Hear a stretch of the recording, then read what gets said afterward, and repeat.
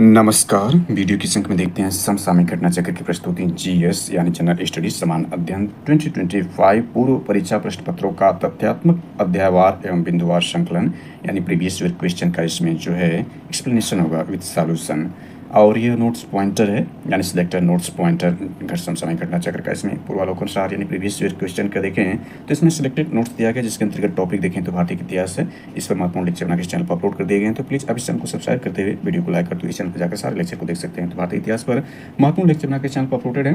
भारतीय राज्य व्यवस्था एवं शासन पर भी महत्वपूर्ण लेक्चर बनाकर इस चैनल पर अपलोड कर दिए गए हैं। इसके बाद सामान्य भूगोल यानी कॉमन ज्योग्राफी में वर्ल्ड एंड इंडियन ज्योग्राफी इसका एक पार्ट बना के चैनल पर अपलोड कर दिया। आज इसका दूसरा पार्ट देखते हैं। इसके बाद कॉमन साइंस होगा, आर्थिक एवं सामाजिक विकास और पर्यावरण परिस्थिति नेक्स्ट लेक्चर में कवर किया जाएगा।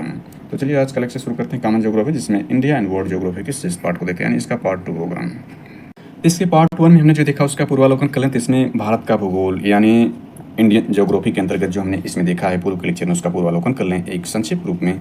तो देखें सामान्य परिचय यानी common introduction of Indian geography के अंतर्गत हमने क्षेत्रफल को देख लिया है। इस टॉपिक के अंतर्गत दूसरी टॉपिक जो हमने इसमें देखी है उसको देखें तो अक्षांश विस्तार को हमने देखा। तीसरी टॉपिक भारत एवं कर्क रेखा को हमने देखा। इसके बाद मानक समय को भी हमने देख लिया है। इसके बाद सीमावर्ती देश को भी हमने देख लिया, दूरस्थ बिंदु को भी हमने देख लिया है। आज का लेक्चर देखें तो भौतिक विभाजन पर देखते हैं, यानी भौतिक विभाजन के अंतर्गत जो टॉपिक है उसमें पहले भारत की प्राकृतिक प्रदेश है, तो इस लेक्चर को इसमें कवर करते हैं सिलेक्टेड नोट के माध्यम से। तो इसमें देखें भौतिक विभाजन यानी फिजिकल डिवाइडेंट ऑफ इंडिया के रूप में देखें तो भारत में उच्च पर्वत श्रेणियां जो भारत के भूभाग पर पाई जाती हैं वो 10.7% भाग पर जो होती हैं उच्च पर्वत श्रेणियां हैं भारत में। और भारत में जो पहाड़ियों का परसेंटेज देखें तो 18.6% भाग पर जो पहाड़ियां हैं भारत के क्षेत्रफल में, और 43% यानी सबसे ज़्यादा 43% 43% जो विस्तृत मैदान है भारत के भौगोलिक क्षेत्रफल के अंतर्गत। जैसा कि पूर्व में हमने देख लिया है कि भारत का क्षेत्रफल देखें तो 32 लाख से ज़्यादा है, यानी 32,87,263 किलोमीटर स्क्वायर है। और भारत जो है वह विश्व के क्षेत्रफल का 2.42% यानी 2.42% भारत का हिस्सा है पूरे विश्व में। और भारत विश्व का 7वां सबसे बड़ा देश है और जनसंख्या में वर्तमान में पहला स्थान हो चुका है। और सेंसस 2011 के हिसाब से भारत का पूरे विश्व की जनसंख्या में 17.5% योगदान है। तो इसमें चलिए हम देखते हैं, यानी ये हमने देख लिया था जो ज्योग्राफिकल या डेमोग्राफिकल पार्ट था इसका हमने देख लिया। भौतिक विभाजन के अंतर्गत पहले पार्ट में हम चलते हैं। जैसा कि थोड़ी जानकारी और एक्स्ट्रा ऐड करना चाहें तो देखें कि भौतिक रचना का धरातल के स्वरूप के अनुसार भारत को 5 भागों में बांटा गया है। पहला जो भाग होता है उत्तरी पर्वतीय मैदान के अंतर्गत आता है। उत्तरी पर्वतीय मैदान में जिसमें विशाल हिमालय इत्यादि शामिल होते हैं। दूसरा भाग विशाल मैदान आता है, गंगा दोआब इत्यादि के क्षेत्र जो है विशाल मैदान के अंतर्गत है। तीसरा प्रायद्वीपीय भारत है। चौथा मरुस्थलीय प्रदेश है जो राजस्थान में जो है थार रेगिस्तान इत्यादि आते हैं। इसके बाद 5वां समुद्र तटीय मैदान है। जैसा कि हम जानते हैं कि भारत के 9 राज्य तटरेखा पर स्थित है और सबसे लंबी तटरेखा गुजरात की है। जबकि ओवरऑल देखें यदि केंद्रशासित प्रदेशों को भी ऐड कर लें तो सबसे लंबी तटरेखा अंडमान निकोबार द्वीप समूह की हो जाएगी। तो ये जो है भारत के भौतिक स्वरूप के आधार पर इसका विभाजन हुआ। लेकिन यहाँ पर हम भौतिक विभाजन के अंतर्गत सबसे पहले प्राकृतिक प्रदेश को देखते हैं, जो कि सिलेक्टेड नोट के माध्यम से इसमें पूर्व की परीक्षा में पूछे गए प्रश्नों का हम कलेक्शन यहाँ किया गया, उस पर हम चर्चा करने जा रहे हैं। तो पहला इसमें देखें कथन फर्स्ट और कथन सेकेंड है। J.D. डाना ने भारतीय महाद्वीप के चट्टानों के भूगर्भीय इतिहास के लिए एक विशेष भूगर्भिक समय मापक तैयार किया। कौन? J.D. डाना है। भूगर्भिक समय मानक के अनुसार भारतीय चट्टानों को आर्कियन, पौराणिक, द्रविडियन तथा आर्यन युग में विभाजित किया गया है। इसमें कथन 1 जो है असत्य है, परंतु कथन सेकेंड जो यहाँ दिया गया एक सत्य है। चलिए दूसरे प्रश्न में देखते हैं। तो दूसरा प्रश्न जो पूर्व की परीक्षा में पूछे गए प्रश्नों के हिसाब से देखें तो भारत से उपबंध पूरा चुंबकीय परिणामों से संकेत मिलते हैं कि भूतकाल में भारतीय स्थलपिंड सरका है, उत्तर से उत्तर पूर्व की सरका है। यानी भारत की सरका है उत्तर एवं उत्तर पूर्व की सरका, यानी भारत का ये हम मैप देखें यहाँ पर जो है तो यहाँ पर इसका जो है पूर्व का भाग है, ये पश्चिम है और दक्षिण उत्तर है। तो उत्तर से पूर्व की तरफ यानी ये स्थिति है, उत्तर से पूर्व की तरफ जो भारत जो है किसका है, किसके हिसाब से भारत में उपबंध पूरा चुंबकीय यानी पैरामैग्नेटिकल जो चुंबकीय होते हैं, चुंबक में 3 गुण होते हैं, डायमैग्नेटिक, फेरोमैग्नेटिक और पैरामैग्नेटिक होते हैं। तो पैराचुंबकीय परिणाम से संकेत मिले हैं कि भूतकाल में भारतीय स्थलखंड क्या है, उत्तर से उत्तर पूर्व की सरका हुआ है। भारतीय उपमहाद्वीप मूलतः एक विशाल भूखंड का भाग है जिसे कहते हैं गोंडवाना लैंड है। वेरी इंपॉर्टेंट इसको नोट पॉइंट कर रखें। भारतीय उपमहाद्वीप मूलतः एक विशाल भूखंड का भाग था जिसे क्या कहते थे, गोंडवाना लैंड कहते हैं। भारत विभाजित है 4 प्राकृतिक प्रदेशों में जो है भारत विभाजित है। एनसीईआरटी के अनुसार 6 प्राकृतिक प्रदेशों में, अभी हमने देखा लूसेंट के माध्यम से तो 5 प्रदेशों में दिया गया था, तो 4 प्राकृतिक प्रदेशों में विभाजित है। PYQ बेस्ट के हिसाब से एनसीईआरटी के अनुसार 6 प्राकृतिक प्रदेशों में विभाजित है। उत्तराखंड में पाताल तोड़ कुएं पाए जाते हैं तराई क्षेत्र में, यानी उत्तराखंड में जो पाताल तोड़ कुएं पाए जाते हैं वो तराई क्षेत्र में पाए जाते हैं। तराई क्षेत्र का मतलब हिमालय के इन तीनों भाग को देखें, जिसमें सबसे पहला जो हिमालय आता है वह ट्रांस हिमालय है, दूसरा जो होता है हिमाद्री अर्थात सर्वोच्च हिमालय या बृहद हिमालय होता है, तीसरा हिमाचल श्रेणी होती है अर्थात लघु हिमालय या मध्य हिमालय होता है, और चौथा शिवालिक श्रेणी होती है जो सबसे नवीन। तो यही शिवालिक श्रेणी के जो नीचे वाला पार्ट होता है वो तराई होता है। तो तराई का मतलब यही हुआ कि उत्तराखंड में पाताल तोड़ कुएं तराई क्षेत्र में पाए जाते हैं, जिसे नेपाल का तराई इत्यादि है। यदि अगला क्वेश्चन देखें तो यदि हिमालय पर्वत श्रेणियां नहीं होती तो भारत पर सर्वाधिक संभाव्य भौगोलिक प्रभाव क्या होता है? तो इसमें ये सारे इसमें सही हैं। देश के अधिकांश भाग में साइबेरिया से आने वाली शीतलहरों का अनुभव होता, सिंधु गंगा मैदान इतनी विस्तृत जलोढ़ मृदा से वंचित हो जाता, मानसून का प्रतिरूप वर्तमान प्रतिरूप से भिन्न होता है। यानी सारे इसमें सत्य हैं कि साइबेरिया जो देखें सबसे बड़ा देश है, विश्व में सबसे बड़ा देश देखें तो रसिया है। रसिया में जो साइबेरिया पार्ट है वहाँ पर हमेशा देखें तो सर्द हवाएं चलती रहती हैं या ठंडक ज़्यादा पाया जाता है, तो उससे आने वाली शीतलहरों को ये रोक लेता है हिमालय पर्वत, हिमालय ग्रेड जो है। और सिंधु गंगा मैदान इतने विस्तृत जलोढ़ मृदा से वंचित हो जाते हैं, और मानसून का प्रतिरोध जो दक्षिण पूर्व मानसून है वह हिमालय पर्वत से टकराकर पुनः भारत में जो है वर्षा करना नहीं करता, बल्कि वह आगे निकल जाता है। तो ये सारे प्रभाव पड़ता है कि हिमालय ग्रेड न होता। यानी हिमालय जो है भारत को प्राकृतिक, सांस्कृतिक और सामरिक रूप से भारत को जो सुरक्षा प्रदान करता है, और आर्थिक रूप से संपन्नता भी हिमालय पर्वत जो है भारत को प्रदान करता है। चलिए आगे देखते हैं। तो सत्य कथन के बारे में पूछ रहा है, तो ये सारे कथन इसमें सत्य हैं। यानी दिए गए कथनों में सत्य कौन सा है? भौम की दृष्टि से प्रायद्वीपीय क्षेत्र भारत का सबसे प्राचीन भाग है, सत्य है। हिमालय विश्व में सबसे अधिक नवीन बलित यानी बलित फोल्डेड पर्वतों को प्रदर्शित करता है, ये भी सत्य है। भारत में गोंडवाना शिलाओं में कोयले का बृहद भंडार, ये भी सही है। इसमें ध्यान दें जो गोंडवाना है, गोंडवाना जो है भारत में नवीन चट्टान प्रणाली गोंडवाना है, और गोंडवाना शैलों में भारत में कोयले का विशाल भंडार पाया जाता है। विश्व में बलित पर्वतों के उदाहरण को यहाँ पर थोड़ा सा देख लें तो उसको ट्रिक्स के माध्यम से हम याद कर सकते हैं। URA हिमालय, URA हिमालय जो है, इससे हम जो है विश्व में जो बलित पर्वत हैं URA हिमालय, तो ये सारे जो है बलित पर्वत के उदाहरण है। यू का मतलब यूराल पर्वत, एक आर इसमें जो है आर का मतलब आल्पस पर्वत आ से, और र इसमें जो है राकी पर्वत है, और ए जो है आपका एबा ड्रिल पर्वत है जो साउथ अफ्रीका में है, और इसके बाद हिमालय तो है ही। तो ये सब बलित पर्वत के उदाहरण हैं। यानी हमने देखा जो यूराल पर्वत है यूरोप में है, और जो आपका राकी पर्वत है उत्तरी अमेरिका में है, और जो आपका एंडीज पर्वत, ए से यहाँ एंडीज है, एंडीज पर्वत जो है दक्षिण अमेरिका में है, और हिमालय तो है ही। और से आल्पस पर्वत ये भी आपका जो है यूरोप में है। तो चलिए आगे देखते हैं। यानी सारे सत्य इसमें रहे, यानी बलित पर्वत के रूप में हमने देख लिया इसको। इसके बाद हमने देखा इसमें चट्टानों क्रम में गोंडवाना शिला में कोयले का बृहद भंडार, यहाँ पे थोड़ा एक्सप्लेन कर लें तो देखें भारत में जो चट्टानों के क्रम में सबसे प्राचीन जो चट्टान है वह धारवाड़ क्रम की चट्टानें हैं। यह सबसे प्राचीन जो चट्टान है धारवाड़ क्रम की चट्टानें, इसमें जो है सोना, लोहा, मैग्नीज इत्यादि पाए जाते हैं। इसका निर्माण जो आर्किटियन क्रम के युग में हुआ है, और धारवाड़ क्रम के बाद जो जिन चट्टानों का विकास हुआ है वो कुडप्पा क्रम की चट्टानें आती हैं। कुडप्पा क्रम की चट्टानों के बाद विंध्य क्रम की चट्टानें आती हैं। विंध्य क्रम की चट्टानों में चूना पत्थर, बलुआ पत्थर, चीनी मिट्टी इत्यादि पाए जाते हैं। और नवीन जो इसके बाद आता है गोंडवाना क्रम की चट्टानें आती हैं, जो कि यहाँ पे दिया गया है, सबसे नवीन है। और इसमें देखें सबसे नवीन है, कोयला का विशाल भंडार इसी में पाया जाता है। अगला देखते हैं, अन्यथा ज़्यादा एक्सप्लेन करेंगे तो यह सिलेक्टेड नोट्स जो पॉइंटर नहीं रह जाएगा। तो इसमें देखें भारत में भू आकारों की रचना के संबंध में सही कथन है, तो सारे कथन इसमें सही है। संरचनात्मक दृष्टि से मेघालय पठार दक्कन पठार का ही भाग है, सही है। संरचनात्मक दृष्टि से मेघालय का जो पठार है यानी 7 सिस्टर जो 7 राज्य हैं उसमें मेघालय का जो पठार है वो दक्कन पठार का ही भाग है। इंपॉर्टेंट ये है, मेघालय पठार का ही विस्तारित भाग है। कश्मीर घाटी की रचना एक समभिन्नति से में हुई है। गंगा मैदान की रचना एक अग्रगर्त है। यानी कश्मीर घाटी की रचना के बारे में देखें तो समभिन्नति में हुई है, और गंगा मैदान की रचना एक अग्रगर्त में हुई है। तो ये भी सही इसमें कथन है। यानी गंगा मैदान की रचना क्या है, अग्रगर्त के रूप में हुई है। कश्मीर घाटी की रचना समभिन्नति के रूप में हुई है, और जो मेघालय का पठार और दक्कन पठार का ही विस्तारित भाग है। तो ये सारे कथन इसमें सत्य हो जाते हैं। अगला देखें, भारत के पश्चिमी समुद्री तट का निर्माण हुआ है। यानी भारत के पश्चिमी समुद्र तट का निर्माण कैसे हुआ है, तो भूमि के उत्थान एवं निर्गमन के कारण जो है भारत के पश्चिमी समुद्र तट का निर्माण हुआ है। भारत के पश्चिमी समुद्र तट के बारे में देखें तो जो पश्चिमी घाट है जिसको सहस्राद्री के नाम से जानते हैं, इसके अंतर्गत देखें तो गुजरात से लेकर गोवा तक के भाग को कोंकण तट कहते हैं, और गोवा से लेकर मंगलुरु तक के तट को केंद्रा तट कहते हैं, और कर्नाटक के मंगलुरु से लेकर कन्याकुमारी तक के भाग को मालाबार तट कहते हैं, और कन्याकुमारी से कृष्णा नदी के तट का जो भाग पूर्वी तट है वह आपका जो कोरोमंडल तट कहलाता है, और कृष्णा नदी से लेकर गोदावरी नदी के तट का भाग जो गोलकुंडा कहलाता है। और फिर गोदावरी नदी से लेकर के जो उड़ीसा तक का भाग है वो उत्तरी सरकार तट कहलाता है। तो ये पूर्वी तट के बारे में थोड़ी जानकारी हमने एक्स्ट्रा इसमें ऐड कर लिया। आगे देखते हैं तो सही सुमेलित है, तो ये सारे इसमें सुमेलित करके दिए गए, अक्सर एग्जाम में पूछता है।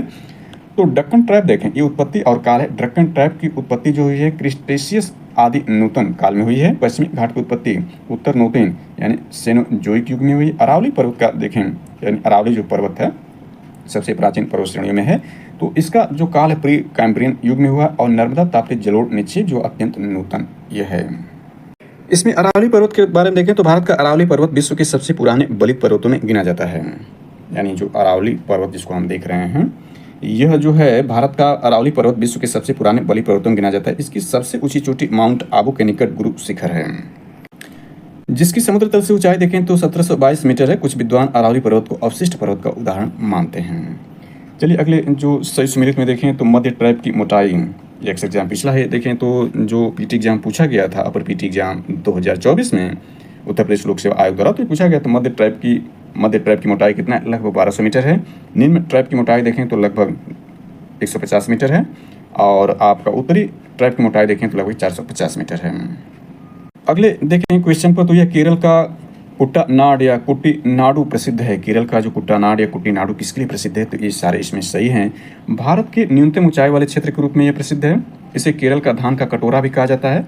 इसे केरल का धान का कटोरा, जैसे कि भारत में देखें जो छत्तीसगढ़ को है वह भारत में धान का कटोरा कहा जाता है, उसमें केरल में धान का कटोरा जो इसको कहा जाता है कुट्टूनाड को कहा जाता है। FAO द्वारा इसे वैश्विक महत्वपूर्ण कृषि विरासत प्रणाली GIAHS घोषित किया गया है। यानी फूड एंड एग्रीकल्चर ऑर्गेनाइजेशन जो है उसका मुख्यालय देखें तो केन्या यानी अफ्रीकी देश केन्या के नैरोबी में है। तो इसने क्या क्या वैश्विक महत्वपूर्ण कृषि विरासत प्रणाली के रूप में इसको घोषित किया है, किसको, कुट्टीनाड या कुट्टूनाडु को, जो केरला में है। आगे इसमें देखते हैं तो यह है मुंगेर, रोहतास, जमुई, नवादा में से वो जिला जो धारवाड़ भोजपुरी रचना वाला नहीं है, तो रोहतास है। ये सारे जिले देखें तो जो बिहार है यानी BPSC पीटी एग्जाम के लिए महत्वपूर्ण हो सकता है। तो ये मुंगेर, रोहतास, जमुई, नवादा में से जिला धारवाड़ भोजपुरी रचना के भाग नहीं, तो रोहतास नहीं है। सिंधु क्षेत्र, गंगा क्षेत्र, असम क्षेत्र, मध्य भारत क्षेत्र में वह क्षेत्र जो मरुस्थल है, तो सिंधु क्षेत्र मरुस्थल है। सिंधु क्षेत्र के अंतर्गत ही भारत में जो विशाल मरुस्थल वाला पार्ट है, थार रेगिस्तान जो है यह राजस्थान में है, ये सिंधु क्षेत्र के अंतर्गत आता है। गंगा क्षेत्र और असम क्षेत्र के अंतर्गत ये नहीं है, यानी काफ़ी दूर हैं इससे थार मरुस्थल से। इसके बाद देखें विंध्य, कुडप्पा, धारवाड़ एवं गोंडवाना में से वह चट्टान प्रणाली जो भारत में नवीनतम है, गोंडवाना है। इसको हमने देख लिया था कि गोंडवाना शैलों में भारत में कोयले के विशाल भंडार पाया जाता है, सबसे नवीन है। गंगा के मैदान को वर्णन किया गया है, यानी गंगा के मैदान को किस प्रकार से वर्णन किया गया है, एक जियो सिंक्लाइक या भू अभिनति गर्त के रूप में। इसको हमने पूर्व में ही देख लिया था मैचिंग कराने के हिसाब से। तो गंगा के मैदान को वर्णित इस प्रकार से किया गया है।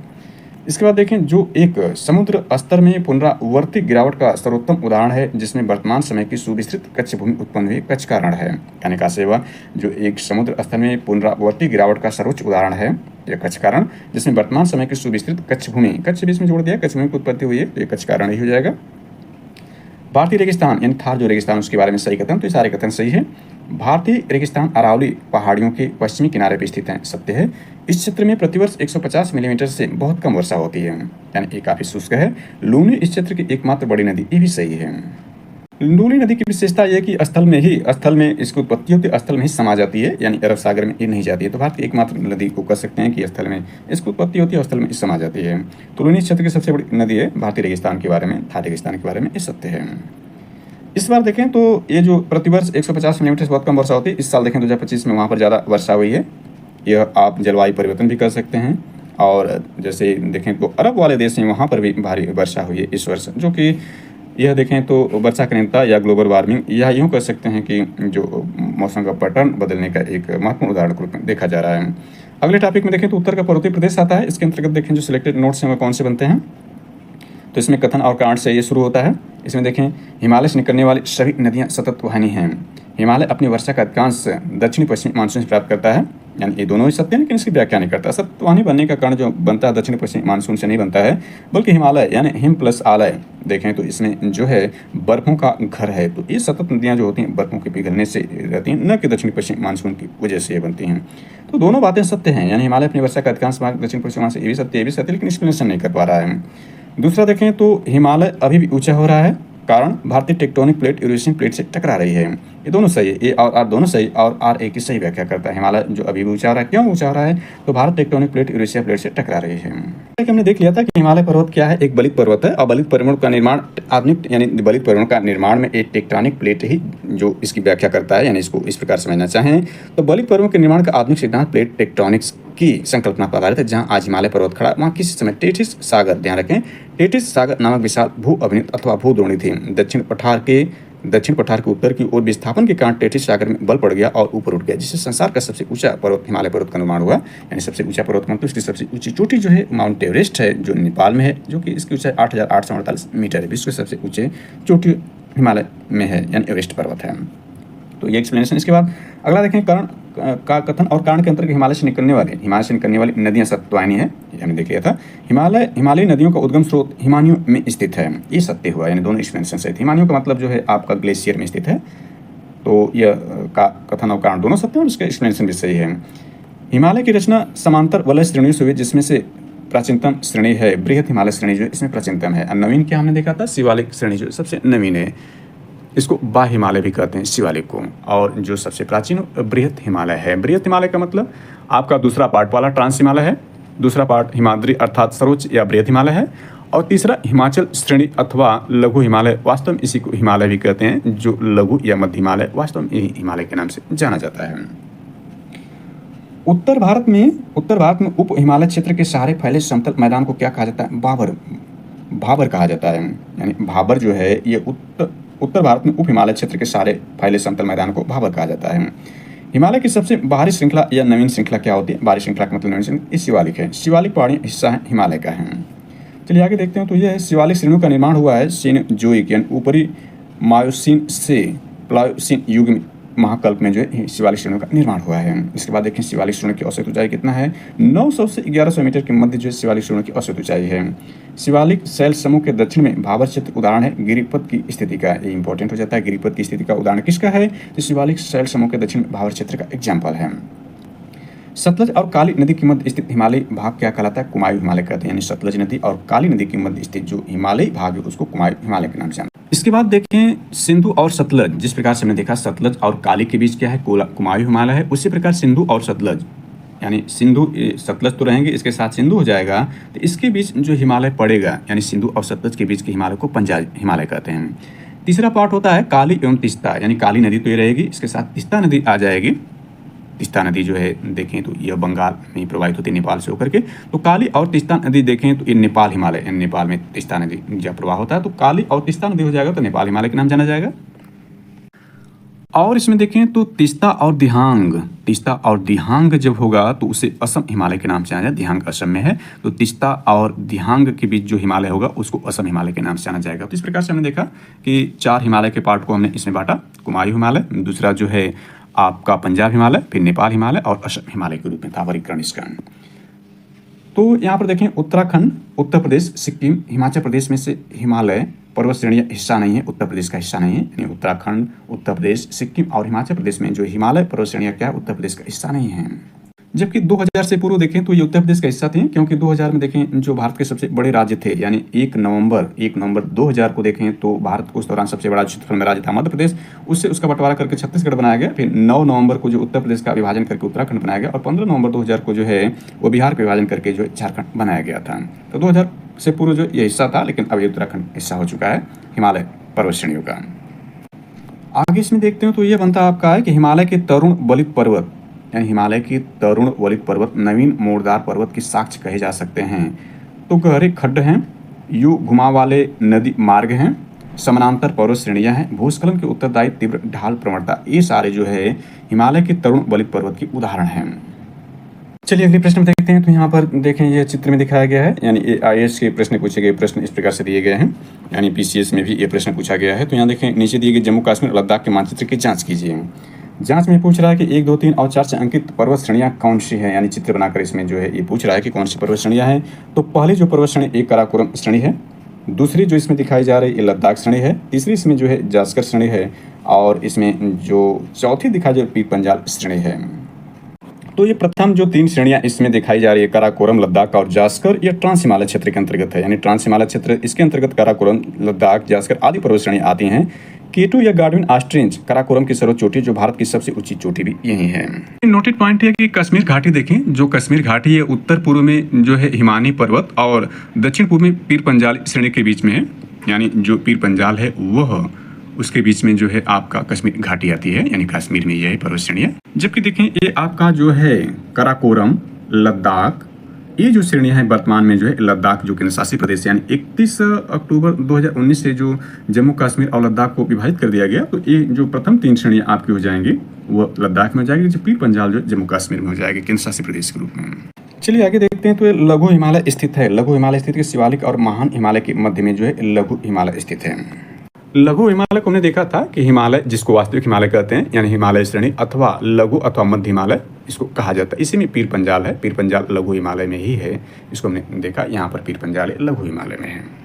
आगे इसमें देखते हैं तो पश्चिमी भाग में हिमालय की श्रेणियों का दक्षिण से उत्तर की ओर सही क्रम क्या है। यानी पश्चिमी भाग का मतलब हिमालय का जो पश्चिमी भाग है वहाँ से देखें में हिमालय की श्रेणियों का दक्षिण से उत्तर की ओर क्रम क्या होगा, यानी दक्षिण का मतलब नीचे से ऊपर की तरफ क्रम क्या होगा, और पश्चिम भाग का मतलब एक पश्चिम आपका इधर से इधर पूर्व भाग होगा। तो उस हिसाब से क्रम इसका देखें, उत्तर से दक्षिण क्रम का मतलब सबसे पहले शिवालिक होगा, फिर लघु हिमालय होगा, फिर महान हिमालय, इसके बाद हिमालय आएगा। यानी शिवालिक है, फिर लघु हिमालय, फिर महान हिमालय आएगा। इसके बाद ट्रांस, सबसे बाहरी तरफ सबसे उत्तर में ट्रांस हो जाएगा। तो इस प्रकार से श्रेणियाँ हैं दक्षिण से उत्तर की ओर। इसके बाद विंध्य, अरावली, शिवालिक, अन्नामलाई में से सबसे नवीन पर्वत श्रेणी क्या शिवालिक है। यानी पर्वत, हिमालय पर्वत का चौथा भाग जो है नवीन है, जिसको बाह्य हिमालय भी कहते हैं। ये सबसे नवीन हिस्सों में विंध्य में, अरावली और शिवालिक और अन्नामलाई में। उच्चावाच आकृतियों का दक्षिण से उत्तर की ओर बढ़ते हुए सही क्रम क्या है। यानी उच्चावाच यानी ऊंचाई की आकृतियों के हिसाब से दक्षिण से उत्तर, यानी दक्षिण से उत्तर जाने पर उत्तर को बढ़ते हुए का सही क्रम क्या है। तो सबसे पहले इसमें धौलाधर आएगा, फिर जास्कर आएगा, फिर लद्दाख आएगा और सबसे उत्तर में काराकोरम होगा। तो यहाँ पर हमने चित्र में भी देख लिया था, चित्र को यहाँ उपयोग हम कर सकते हैं। यानी चित्र का उपयोग करें तो हमें दक्षिण में, सबसे दक्षिण में यहाँ देख सकते हैं धौलाधर, उससे भी दक्षिण में होगा। यहाँ तो पीर पंजाल दिया है, लेकिन इससे भी नीचे जो आपका धौलाधर है, इसके बाद जास्कर यहाँ पर है, इसके बाद लद्दाख है और सबसे उत्तर में आप देख सकते हैं काराकोरम श्रेणी है। ये जो धौलाधर है, यानी धौलाधर को देखें तो यह जो आपका है हिमाचल श्रेणी अर्थात लघु हिमालय मध्य श्रेणी में ये पाए जाते हैं, जिसमें ये आपका हमने देखा था पीर पंजाल भी इसी श्रेणी में, जिसमें धौलाधर है। अगला इसमें सिलेक्टेड नोट्स पॉइंटर्स ग्रुप में देखें जो वेरी वेरी इंपॉर्टेंट है, ये बनता है। तो हिमालय में उत्तर दिशा की ओर से क्रम वाली पर्वत श्रेणियां हैं। यानी हिमालय में उत्तर दिशा की ओर के क्रम वाली पर्वत श्रेणियां देखें तो सबसे पहले आपका पीर पंजाल श्रेणी है, फिर इसके बाद जास्कर श्रेणी है, फिर इसके बाद लद्दाख श्रेणी, काराकोरम। ये पहला ही प्रश्न यहाँ दे दिया, यानी इस चित्र में देख सकते हैं यही प्रश्न सीधे सीधे उठा दिया, श्रेणियों का क्रम जो पूछ दिया है।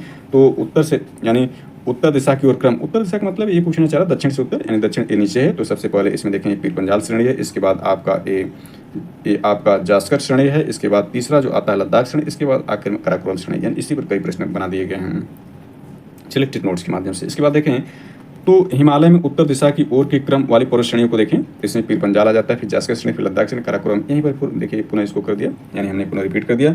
पर्वत श्रेणियों का उत्तर से दक्षिण सही क्रम किया। अब यहाँ पर उत्तर से दक्षिण की क्रम में पूछ रहा है, तो यहीं उल्टा आप कर सकते हैं। काराकोरम है, लद्दाख, फिर जास्कर, इसके बाद शिवालिक। शिवालिक सबसे नवीन जो बाह्य हिमालय है।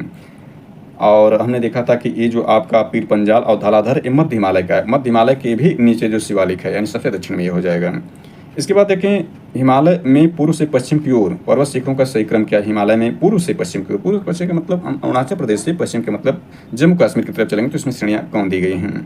तो सबसे पहले जो आएगा सबसे पूर्व में कंचनजंगा होगा, इसके बाद एवरेस्ट होगा, माउंट एवरेस्ट, अन्नपूर्णा होगा, फिर धौलागिरी होगा। ये देखें तो कंचनजंगा सिक्किम में है, एवरेस्ट जो है नेपाल में है, अन्नपूर्णा देखें तो यह उत्तराखंड में है, और धौलागिरी को हमने देख लिया था कि यह जो श्रेणी आपके जम्मू कश्मीर में है। तो यह पूर्व से पश्चिम श्रेणियों का सही क्रम हो जाएगा। इसके बाद देखें तो यह आपका बनता है, यानी इस क्रम के बाद अगले प्रश्न पर चलते हैं। तो यह हमने क्रम देख लिया, वेरी वेरी इंपॉर्टेंट है। हिमालय की पहाड़ी श्रृंखला में ऊंचाई के साथ साथ इन कारणों से वनस्पति में परिवर्तन आता है। यानी हिमालय की पहाड़ी श्रृंखला में यदि हम ऊंचाई पर जाएंगे तो किन कारणों से वनस्पति में परिवर्तन आता है। तापमान में गिरावट होने लगती है, इन ऊंचाई बढ़ने के साथ तापमान में गिरावट आती है, वर्षा में बदलाव हो जाता है, मिट्टी का अनउपजाऊ हो जाती है, यानी मिट्टी का उपजाऊपन कम हो जाता है, जिसके कारण वनस्पति में परिवर्तन आना शुरू हो जाता है। आगे इसमें देखते हैं तो ये बनता है अजंता, पालकोंडा, कैमूर, पटकाई श्रेणियों। मिश्र उत्पत्ति की दृष्टि सबसे नवीन पर्वत श्रेणी क्या है, तो पटकाई श्रेणी जो हिमाचल प्रदेश का पार्ट है, पटकाई श्रेणियां हैं। इसमें पटकाई श्रेणियों के बारे में देखें तो पटकाई श्रेणियां जो है संलग्न है नागालैंड, मणिपुर, मिजोरम इत्यादि से इस संलग्न है पटकाई श्रेणियां। तो ये सबसे नवीन हिमालय श्रेणी का ही पार्ट है। इसके बाद नागालैंड, त्रिपुरा, मणिपुर, मिजोरम राज्यों में से पटकाई प्राणियों में संलग्न नहीं है, तो त्रिपुरा इसमें संलग्न नहीं है, जबकि इसमें हमने देखा था कि नागालैंड, त्रिपुरा और मणिपुर, सॉरी त्रिपुरा नहीं, नागालैंड, यानी सबसे ऊपर में देखें तो आपका अरुणाचल प्रदेश है। इसके बाद अरुणाचल प्रदेश के नीचे नागालैंड, नागालैंड के नीचे जो मणिपुर, मणिपुर के नीचे इसमें पटकाई श्रेणियाँ हैं जो कि म्यांमार के साथ सीमा साझा करते हैं। इसकी त्रिपुरा देखें तो 3 तरह से बांग्लादेश से घिरा हुआ है, यह पटकाई श्रेणियों के पार्ट में नहीं आता है। पीर पंजाल श्रेणी पाई जाती है मुख्यतः जम्मू और कश्मीर एवं अविभाजित हिमाचल प्रदेश में था, यानी मुख्यतः जो जम्मू और कश्मीर में था एवं अविभाजित हिमाचल प्रदेश, गलत थोड़ा लिख दिया है, मुख्यतः जम्मू और कश्मीर अविभाजित जम्मू और कश्मीर में था, हिमाचल प्रदेश तो वैसे भी अविभाजित रूप में ही है, यानी अविभाजित जब ये था यानी 31 अक्टूबर 2024 तक जम्मू कश्मीर में पीर पंजाल श्रेणियाँ पाई जा रही थी, उस दौरान के हिसाब से देखें तो पीर पंजाल श्रेणियाँ थी। और आज भी देखें तो जम्मू कश्मीर में ही है, और जो पीर पंजाल श्रेणी है यह मध्य हिमालय या लघु हिमालय के पार्ट के रूप में है। धौलाधीरा यहीं पर जो है धौलावीरा भी यानी धौलाधर पहाड़ियाँ, मैसूरी पहाड़ियाँ है और इत्यादि पहाड़ियाँ इसी में पाई जाती हैं, तो पीर पंजाल श्रेणी पाई जाती है यह इस पार्ट में। अब केंद्रशासित प्रदेश जम्मू एवं कश्मीर मुख्यतः तथा हिमाचल प्रदेश में है, तो ये जम्मू कश्मीर और हिमाचल प्रदेश में यह है। तो अटल टनल संबंधित सही कथन है, तो ये सारे कथन इसमें सही हो जाएंगे। इसका निर्माण सीमा संगठन यानी इसका निर्माण सीमा सड़क संगठन द्वारा किया गया है। यह मनाली और लाहौल स्पीति घाटी को जोड़ती है। यह हिमालय के पीर पंजाल पर्वत श्रृंखला के मध्य स्थित है। यह भारत के लिए सामरिक दृष्टि से महत्वपूर्ण, ये सारे कथन स्टेटमेंट सही है। तो इसका कहने का सही हुआ कि मध्य हिमालय का अटल टनल कहाँ पर, मध्य हिमालय पर, जिसे लघु हिमालय कहते हैं, हिमालय का यह पार्ट है, तीसरा भाग यह है।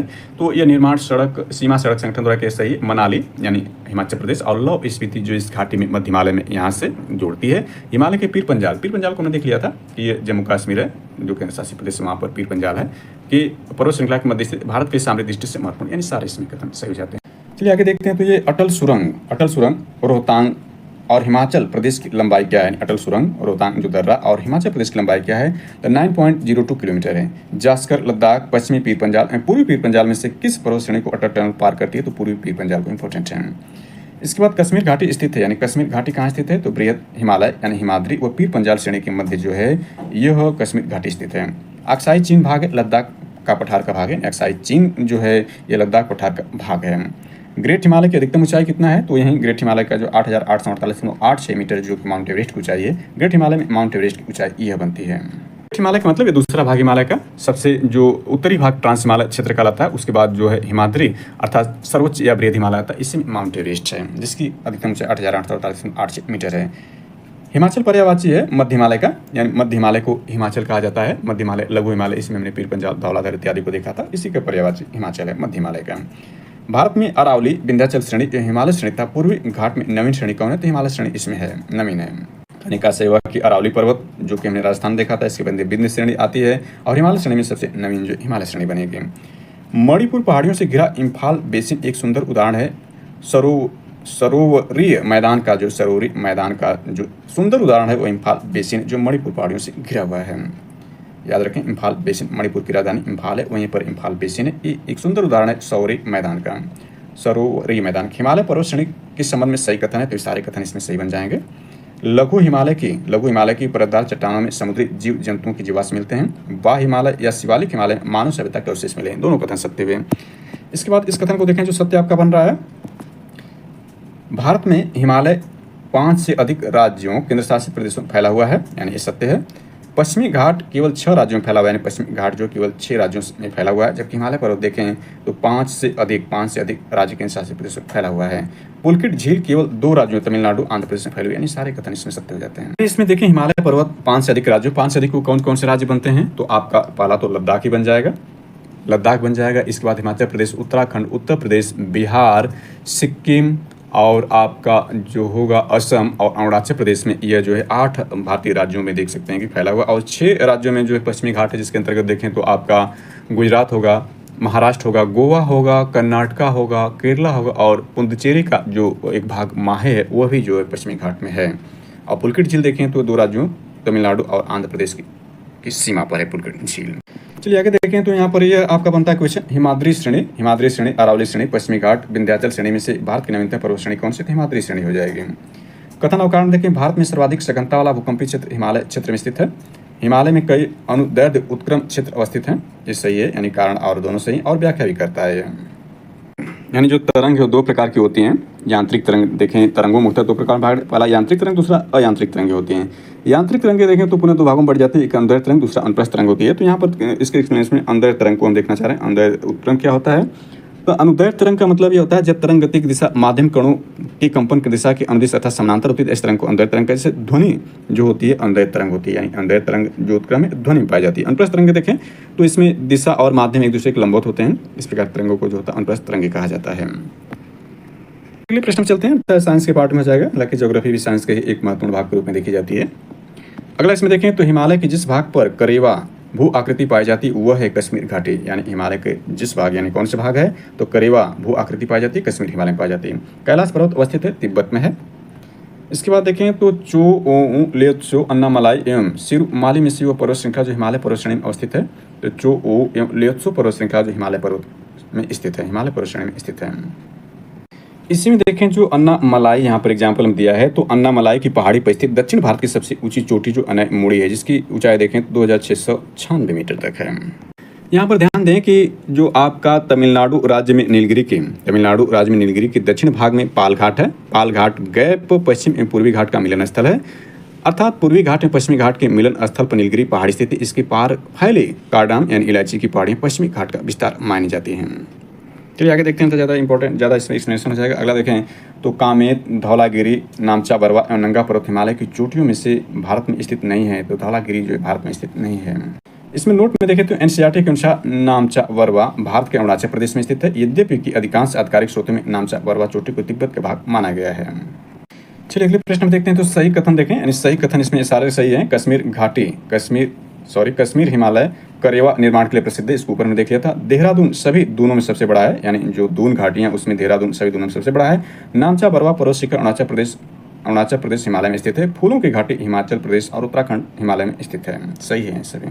तो ये जो दून शब्द है थोड़ा इसका एक्सप्लेनेशन कर लेते हैं। ये देहरादून जो सबसे बड़ा, इसमें ये आपका शिवालिक अर्थात बा हिमालय के अंतर्गत है। इसमें देखें तो यह आपका है शिवालिक एवं लघु हिमालय के बीच कई घाटियां हैं, जैसे काठमांडू की घाटी पश्चिम यानी काठमांडू की घाटी पश्चिम, इन्हें दून या द्वार कहते हैं। जैसे देहरादून, हरिद्वार शिवालिक के निचले भाग को तराई कहते हैं। तो इसी प्रकार से जो दून हुआ उसमें सबसे बड़ा देहरादून है, और जो आपका द्वार में आएगा हरिद्वार हो जाएगा जो सबसे बड़ा होगा। सही सुमेल के अंतर्गत इसमें देखें तो आपका सही सुमेल यहाँ दिया गया उत्तर पश्चिमी हिमालय जास्कर श्रेणी इसमें है। हिमाचल और उत्तराखंड हिमालय के में शिवालिक श्रेणी जो सबसे नवीन है। दार्जिलिंग और सिक्किम हिमालय में लेप्चा जनजाति पाई जाती है। अरुणाचल हिमालय में देखें तो नमचा बरवा एक पर्वत श्रेणी पाई जाती है। अगला लेक्चर देखेंगे तो वो दक्षिण एवं मध्य भारत की पर्वत श्रेणियों पर आधारित होगा। ये भी वेरी इंपॉर्टेंट है। तो आज के लेक्चर यहीं तक। Thanks for watching this.